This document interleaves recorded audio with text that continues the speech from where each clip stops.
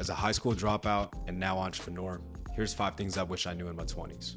Number 1, this is the time to make mistakes and try. Most people don't realize that your ability to bounce back from failure is developed.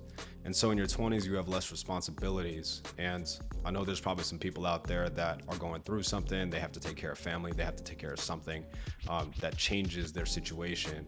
But the responsibilities of somebody who's in their 20s versus 30s, 40s, 50s, it changes as you go along. And then also your willingness to risk changes.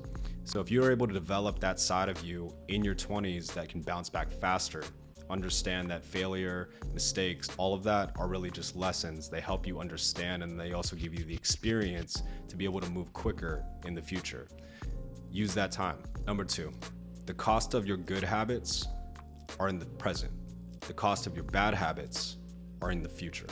Another way of saying it is the rewards of your good habits are in the future. The rewards of your bad habits are in the present. A good example of that is exercising. Training. You go into the gym, you start running, you lift weights, chances are you're going to be sore. You're going to be sore that day, you're going to be sore the next day, you might be sore for a couple of days. So the cost of it is in the present. But over time, consistency, going months or even years, is when you start seeing those changes that you want. And so the good habits, like going to the gym, exercising, being healthy like that, the reward is in the future. And then it's the reverse for your bad habits. The bad habits, let's say partying, drinking, going out, doing unhealthy things, you're gonna have a fun time at that moment, but in the future is where you're gonna pay for it.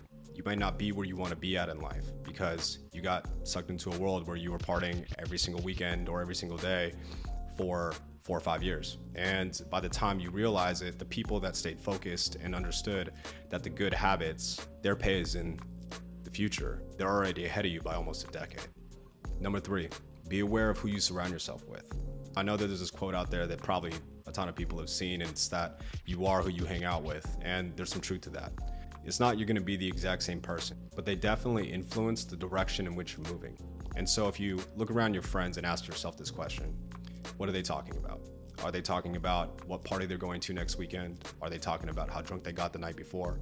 Are they talking about how fun that party was last week? If those are the things that you want in your life, by all means, do it. But if you want to do something different, if you want to build a business, do you want to start an agency? Do you want to collaborate with other creators? Do you want to live abroad? Ask yourself the question. Are they talking about partying? Are they talking about the next party they're going to? Or are they going to be talking about how they're building? Are they talking about their goals, the ambitions, the roadmap? And ask yourself, are those the types of people, are those the types of conversations that you want in your life? Are they the ones that inspire you?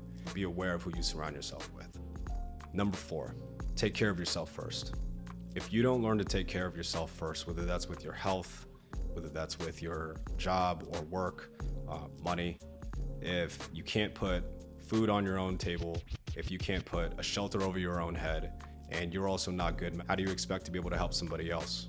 You're only going to be able to give a small portion of what you'd like to. And so you end up in a situation where 2 people are struggling. Get right with all of that stuff. Number 5.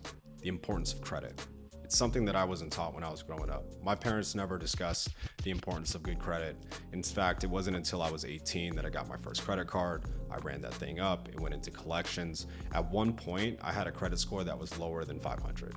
And I'll make a whole video about how I repaired my credit going from 500 to now being over 750.